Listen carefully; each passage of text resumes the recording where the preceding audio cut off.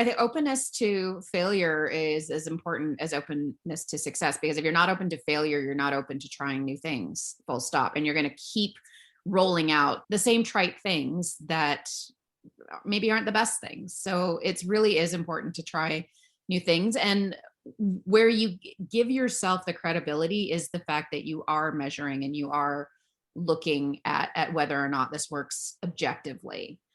Don't conduct your analysis in isolation because data is so incredibly powerful. Not defending just the tribe, but defending the organization. Those creative people that you really want to keep empowered, keep excited, keep motivated, keep thinking. A good experience pays dividends down the line. Stereotypes tend to break down in proximity. Welcome to We're Only Human, a podcast about human resources, business, technology, and the workplace. My name is Ben Eubanks, your host, and I'm so glad you're here.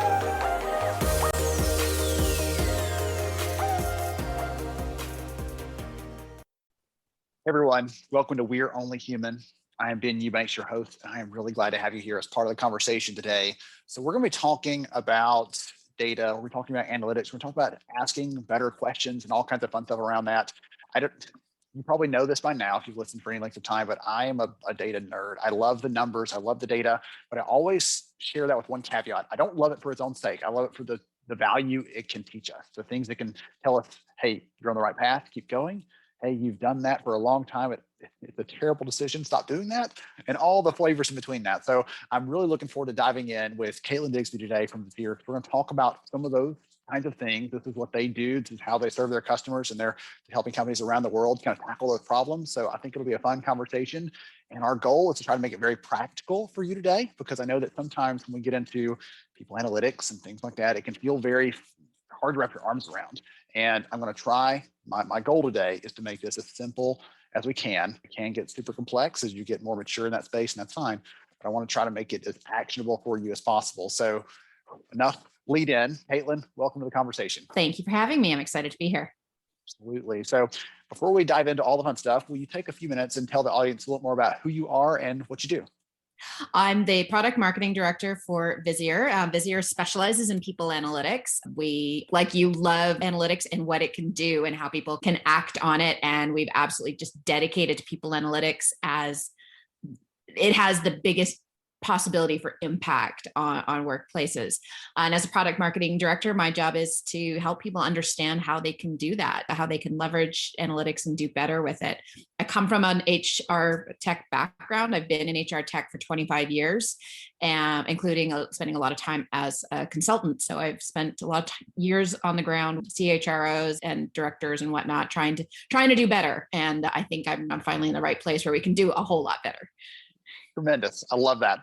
I'm thinking as you're talking through that some of those things, I'm thinking back to the times where I've done a little bit of consulting here and there, and that's going to weave into the conversation today as well, because it's about identifying a problem and figuring out where did the data lie that we can tackle that. So that'll be fun to get into that.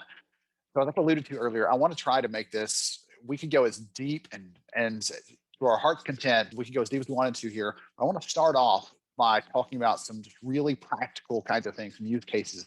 So would you be so kind as to give me a couple of examples, a couple of questions that customers can answer, or questions that people can answer as they're thinking about this, or different use cases for people analytics, just to help us get our feet wet a little bit as we start plunging into this topic? Oh, there are so many examples that it's almost hard to choose. I think a really easy one, a really low-hanging fruit, is to looking at span of control. How many managers in your organization are managing just one person versus managing a team? And is there a relationship between the number of managers and productivity, and finding that optimal balance between individual contributors and manager roles? That's an easy cost-saving approach, productivity approach. It's not inspiring terribly. It's not like, changing the world, but it's easy, it's practical, and it's so much easier to do when you have analytics in front of you. Another fantastic example from one of our customers was a turnover problem. Their turnover was higher than they would have liked. When they looked a little deeper, they discovered it was actually concentrated amongst a couple of locations and a couple of roles. And that allowed them to figure out how to specifically target that particular problem and turn things around. So it's an excellent way of looking at turnover. We're talking a lot about diversity, inclusion, and equity right now. That's a huge topic, and data analytics helps gives you insight into, why people are leaving, why, is there a problem in promotions? Are we rewarding people and promoting people equitably? What does our talent acquisition pipeline look like? Are we attracting enough candidates but not hiring them? Are we not attracting enough? It gives you that visibility into a number of different topics that you just don't have otherwise. As you start talking through those, it's easy. I'm starting to, every one of those you give, I'm like, oh, and here's one related to that, and here's one related to that. And like you said, it's like that, the branching out, every one you give gives you 3 or 4 other ones that you can expand to and go from there. And for the people that are listening to this, if you haven't gone deep here, stop and pick something that matters, not just to you, but to your leadership team, the things that matter to your organization. Because I think I'm going to actually let you take that one, because I want to speak into that yet. Caitlin, talk about the importance of not just taking our HR goggles off. Sorry, you've been a consultant, so you've seen this, right? Businesses bring you in, they wanted your expertise and things. Talk about taking the HR goggles off a little bit and putting our business lenses on as we're thinking about these problems, because sometimes the things that we might care about or think are a big deal sometimes might not be on their radar as much. And so would you advocate for someone to start with a business problem, right, to tackle that, or what do you think there?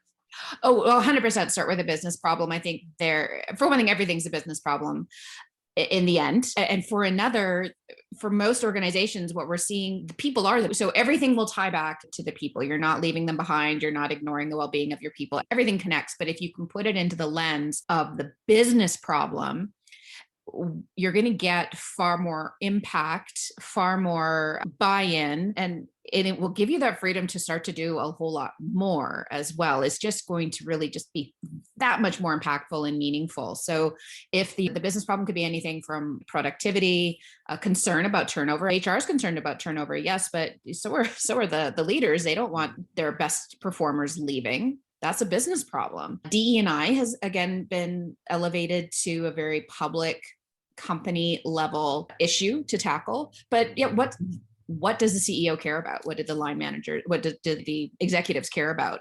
You will be able to tie that back to people problem because everything's people. That is one of my favorite things to ask. I'm so glad you started with that piece of it, because one of the things I like to ask is take a second and think about your leadership team, right? What are the things that are keeping them up at night? What are the things that are worrying them? Because as you tie those together, it might be that they're worried about quality or customer satisfaction, or they're worried about this operational metric. But at the end of the day, you can probably pull a lever somewhere and tie that back to a people piece, something in there, and that's so much fun to try. Again, for me, it's like a puzzle. For some people, it's just tell me the problem and we'll go solve that. But I love understanding the connections there, because the better you get what the business does, and we can have some fun stories about that. The better you get what the business does, the quicker you're able to say, hey, you know what? We have something we can do to impact that in the right way and lead to a better outcome. And so that's a ton of fun to dive into. So one of the things I want to ask you about is asking better questions when it comes to this. And maybe that might be related to the piece we're talking about there. When it comes to getting a little mature, so we walk along this curve, I feel like today in terms of maturity, as someone is getting better at solving some of those questions you talked about, we're getting better at measuring. There comes a point where you have to get better at asking questions, and even early on, asking the right questions. Talk about that as part of this, whether it's from we've got to figure out a hypothesis and how do I do that? Or how do I know what questions to ask? It feels like it's, again, very broad kind of thing. And I'm hoping the audience can get a key takeaway or two around how to think about that part of the process, because you don't want to get done with the project and say, okay, now how do we go back and measure if that actually works? Because that's a terrible way to do it. And by then it's probably too late. Yeah. I think I always like to start with, what do you hope to accomplish? And how will you've been successful? That's always a good place to start, because that gives you your baseline. So if you are hoping to accomplish a change in your turnover numbers, then you should start by measuring what your turnover numbers are. And then also understanding that a high level turnover number is interesting. So, company wide, my turnover number is X, or percentage is X. That's not helpful though, in terms of coming up with ways to address it and tackle it, you need to be able to investigate where it is. Does it fluctuate by certain jobs or departments or locations or managers? So you do want to have some sense of what are the variables that are going to impact whatever it is you are looking at. To take a step back, not be a total product shill, but one that we actually spend a lot of time at Visier thinking about the questions that people need to know. We have an entire team dedicated to address writing questions that can be investigated right away and actually guiding new users, new people to analytics through thinking through a problem, starting at the top, going in a little deeper and so on. Because managing people is every company is different. Every company is also the same. So we try to address a lot of the questions to help every company kind of work through that. But yeah, think about what you want your outcome to be and how you're going to measure that and the variables that are going to impact the potential problem so that you can come up with the solution that is. I'm going to use that as a teaser for the episode. I love the simplicity of that. Think about the outcome you want. You can work towards that instead of, we don't do that in our real lives. You don't just start driving and say, I'll get the map out eventually to try to see where we're going to go. Exactly. When I'm halfway there, that's when I'll figure it out. Yes, let's draw those points now. Let's pull the GPS out now, and then we'll leave because we've got some planning behind that. So you talked about turnover a minute ago. I was going to tell you a quick story because it'll resonate with you. Hopefully it'll help the audience to understand, because the turnover thing, again, it hit me years ago. The first HR jobs I ever had, we had a horrendous turnover problem. We had just 50% or so a year for one of our types of positions, and it was not high paying. It was very difficult, and so we ran into the problem over and over again. And so it had happened so long, the company was like, that's just how it is. That's accepted. And I was the new guy, so I've still got my rose-colored glasses on, thinking we can do this, we can change this. So I started looking back at our data, and we didn't have anything in one place. So I pulled all of the turnover data, went through all the dusty files, and hand jammed all this in over the course of about 2-3 months for 5 years worth of information we had for why people left. And I was able to start analyzing that and saying, hey, wait, a big portion of this is happening in the first 90 days in the job. And what are we doing in our hiring process to prep them? Are we doing something there? Or maybe our training isn't quite hitting what it needs to. Or I found that one region, the turnover was half that of all the others, and they're doing something great. We've got to figure that out over here. And once we had those kinds of insights, it allowed us to think about the actual next step, because again, I want you to talk to this. Gathering the data is one thing. The intervention, what you do next, is another entirely. And you talk about understanding the metrics for success and thinking about those pieces, but talk a little about the next step. Once you've identified a problem or you figured out what the current state is, how do you decide what the intervention is, what stakeholders you bring in? Talk about that piece a little bit, because I think, again, that's the next logical kind of step in this process. Yeah. We call this step the align step, where you're aligning it with the people who are on the ground, the people who do things. And the reason for that is the data gives a lot of great insight. It doesn't give absolutely every insight. So like you mentioned in your anecdote, you realize a region is doing something different. The data doesn't tell you what it is, but it gives you enough to go to them and say, hey guys, tell me, what are you doing that we're not doing somewhere else? And it's also a good chance to talk to everybody who can see it with their own eyes and start to reconcile what's actually happening with what the data is telling them. And then coming up with the solutions. Evidence has shown, there's a lot of research to show this, that cross-functional teams are the most effective teams in getting things done, particularly around things like diversity and inclusion, but across the board. And that's because you do get different perspectives, different insight. You want, say if it's new training, you will want your learning and development person involved, obviously, but they don't maybe know the practicalities of the job day to day. So you might need the line manager. They don't maybe know the stresses that people are dealing with that you're going to want to factor into the course design.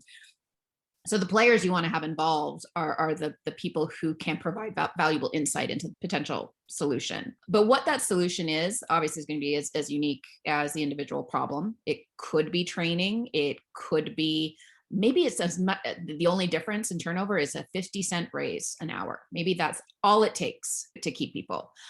You don't know until you can see what the data tells you. Then you can come up with a solution. I think HR is really great at coming up with good programs and good solutions. What has always hobbled them is knowing where to apply them and where it's appropriate, because they didn't have enough insight into the actual problem to pick the right solution. Peanut butter spread is not a strategy, because we just layer the same thing across everybody and say, okay, let's hope that we had a training problem in department A. We're just going to give everybody this training and hope that solves the problem across the organization, when you could have just spent a fourth of that budget on department A instead of giving it to everybody else that didn't really actually need it. And so I love that. I'll say it again, make sure I got it right. HR is good at coming up with program solutions, right? We're not always good at figuring out where to apply those things, is what you said. Yes. And I think that's so true. I don't know if that comes from we've got to do it the same for everybody because we've got to be quote unquote fair. I don't know if that's why or what it is, but we're missing a chance, because if this group over here has got that down and you're going to put them through that training, or you're going to give them that intervention, whatever else, and it's not going to actually make it any better, then it's wasted time for them. It's wasted effort for you. And you could have used that somewhere else to make a bigger impact. And one of the things I think is so critical here is, I think HR for far too long has been dismissed as light and fluffy and not impactful. And one of the unfortunate reasons for this is they've applied interventions where they weren't necessary or weren't maybe the right fit for the actual problem that was there. It wasn't that there was anything wrong with the intervention or knowing what to do. It just wasn't applied in the right place. And of course, there was no measurements for success to prove that there was an impact. You put a training program in place where it's needed, and you can see a dramatic result and you will be heroes. Put a training program in place where it's not needed, you're not going to see a big shift, and everybody will think you were just wasting time and money. Yep. See, there's what you get when you could let HR in the room. Exactly. They're spending money chasing the satisfaction thing or feel happy instead of actually leading to the right business outcomes that are keeping the doors open for the company. And that has always been a struggle. With some of the jobs that I've had in HR, I worked probably somewhere to consulting, right? We worked in companies where the workforce was direct bill to the customer and HR overhead. Not strategic enabler, not the one that helps us pinpoint problems, not the one that enables better performance, but overhead. And that was always, it was always a mission. Let's fight against that stereotype. Let's try to bring extra value. Let's try to change that perception, because it's just a part of the industry we were in. And unfortunately, even if someone's not in that kind of space where they call you out and say, hey, you're overhead, you can still get that perception if you're approaching problems with, this feels like a good decision, instead of the data say, this is a good decision. Yes. So going back to that very first question you asked me, how could you take the HR goggles off and tie it to the business problem? That's why you do this right away. You say, see business, we solved a problem for you. And now let us go forth and solve more business problems. I have a good friend that works for a company, and he said that was the moment he knew he arrived as a strategic leader in HR. He said, we always talk about it, but he said that I knew I had arrived when I got a call about something. I said, hey, we've got a problem with this over here. It's not an HR thing, but we want your input on it. Because they realized that he was so good at seeing the problem and defining what it had, and he had this great clarity. And he said, when I start calling out problems that aren't people problems, like you said, Caitlin, it ultimately often comes back to that, almost always, right? It's a people issue, but they give him calls about things that are not people problems. And that's what I've always aspired to since then. I heard him tell me that story. That's a great thing for everyone listening to this. Yeah. Are you doing like Caitlin's talking about? Are you asking the right questions? Are you making sure your stakeholders what they need, but also you're making sure that they're aware when you're solving problems?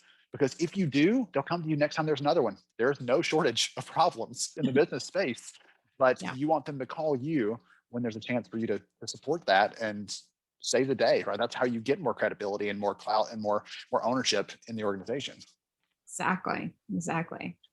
One of the things you talked about, you mentioned align, right? We talked about asking questions, and I know there's an actual framework that you have. Would you quickly walk us through those steps? Because it helps to give a little bit of a frame, right, to this bigger conversation, a little bit of an outline to the conversation. So someone that's thinking about this, and whether you're taking notes or you're just going to remember this all later because Caitlin is incredible and super sharp, give us those steps in that framework so we can get a little bit of something in our head as we're thinking through one of these problems or challenges we're facing. Sure. We call it the Ask, Align, Act framework. It's a proactive problem solving framework. So you're not waiting for there to be a burning dumpster fire somewhere and reacting to it. You are actually kind of investigating proactively and trying. And the ask piece is there's a couple of steps under each one. So under ask, we suggest or a really unbiased survey of your data. Pick a topic. You can't look at everything, but let's say, for example, turnover. And I mentioned earlier with this customer example, they had a turnover problem. What they did was they just looked at the data across the board, and they looked at it by a number of the different dimensions. So that's the initial assess step. So just assess the landscape, and just see where some of those nails are sticking out a little higher than other places, and make note of them. Then the next one is to dig in a little bit more and just say, so, okay, I see a problem here in this location. I see a problem by this job. What happens if I look at location and job together? Is it even higher? Is my turnover even higher because there's some kind of correlation between job and location? Of course, what you actually dig into is going to depend on what you find in that first step. That's why we say go in with an open mind.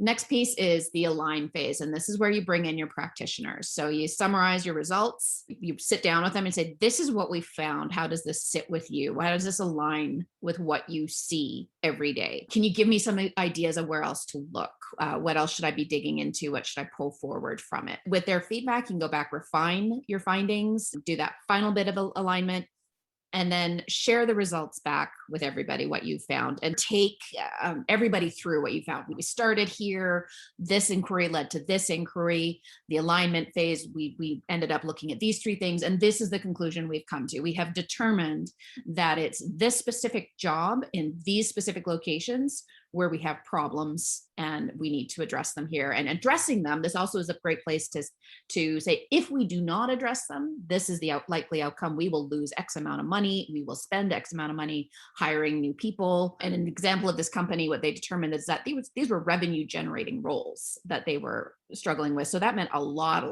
lost money, not just in hiring, but in productivity. And they determined, again, with the help of the practitioners during the alignment, was that it was onboarding and clarification. So we have that's ask, high level overview, align with practitioners, dig in more, come to your conclusions and share them. And then the final piece is act. And that's where the task force or the stakeholders take that information, and hopefully they are able to have those analytics in a form that they can interact with as well. Because a lot of people find, oh, I wonder what if, kick the tires, poke a little bit, but they also have the baseline of, where they're starting from, come up with the interventions. And then the very last step is monitor your results. So you have your baselines. Now, as your interventions are put into place, you can start to see whether they're working. Do you need to adjust? Do you need to pivot? If you've done a pilot, is it time to expand?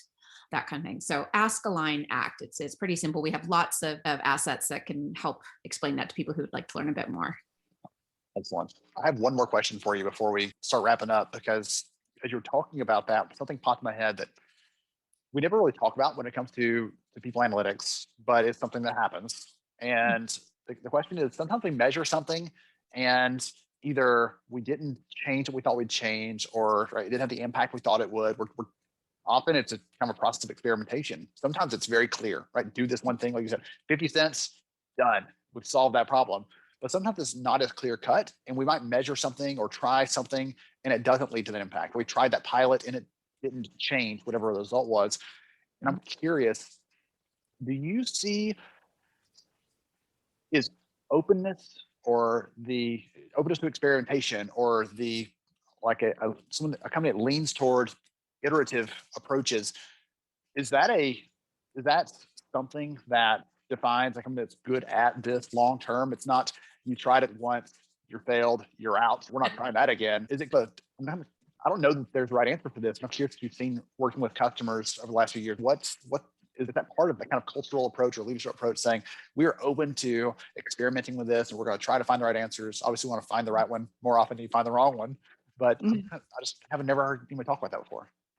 No, I think you're right. I think openness to failure is as important as openness to success, because if you're not open to failure, you're not open to trying new things, full stop. And you're going to keep rolling out the same trite things that maybe aren't the best things. So it really is important to try new things. And where you give yourself the credibility is the fact that you are measuring and you are looking at whether or not this works objectively. But absolutely, you need to try things, be open to seeing what works and what doesn't, because the world is changing too quickly for us to keep doing same old, which means that somebody has to step up and try. I love that. Very well said. And I changed what I said earlier. That's going to be the teacher, because that is awesome. I love that. Caitlin is the queen of one-liners, apparently. So if someone has enjoyed the conversation today, they want to know more about Visier, the customers you're serving. I know there's lots of case studies and things on the website. If someone wants to just know more, what's the best way for them to do You can find me on LinkedIn. I'm always happy to talk to people on LinkedIn. You can go to visier.com, visier.com. We have a tremendous number of assets available on our site, including I do have a webinar posted, the Ask Align Act webinar. If you search Visier Ask Align Act, you'll find that, where we actually have a demo. It's me talking about the framework and spliced in with a fabulous demo by my colleague Mike, so you can actually see what that looks like in actuality. So that's the best way to reach us. Wonderful. I'll make sure and get the links in the show notes for those, because I think Fantastic. people will want to dive into that and go straight into it, because I have had the benefit of hearing you talk on the framework in the past, and even I'm over there, making notes seriously. Like, is it simple? Yeah. But it takes this topic that seems so big, as we started out today, right? It seems so big, so hard to wrap your arms around, and makes it step as simple as you can for something that big. And then as you get more mature, as you measure more things, as you get more focused on measuring and make that a habit, you can go as deep as you want to go. You can measure umpteen million things, but starting with those kind of key things and just getting better and better at that, building that muscle of measurement and reporting back, I think that's a great piece of that. I have really enjoyed the conversation. Yeah, go ahead. Thank you. I did too. I'm sorry. I know we're at the end and you're wrapping up, but I just want to say too, you don't have to start with a lot of data to get a lot of good information. You can start with 8 data points, a core demographic data that you have sitting in your HR solution, and you can learn a ton. So you don't have to go deep to learn a lot. I'm glad you mentioned that too. Again, as I said at the very beginning, for the entire audience and for you for your benefit as well, like, I wanted to make this seem achievable for people, because I unfortunately have seen in the last few years, when I talk to someone that's interested in analytics, whether they want to get into the space or they're trying to get smarter about that from I'm an HR practitioner and I want to build that analytics kind of skill, they said it feels like you're looking at someone across this big chasm and you can't figure out how to get to the other side, because they're over there, they've arrived, they've got a great story and a case study. Look at this, here's what we're doing.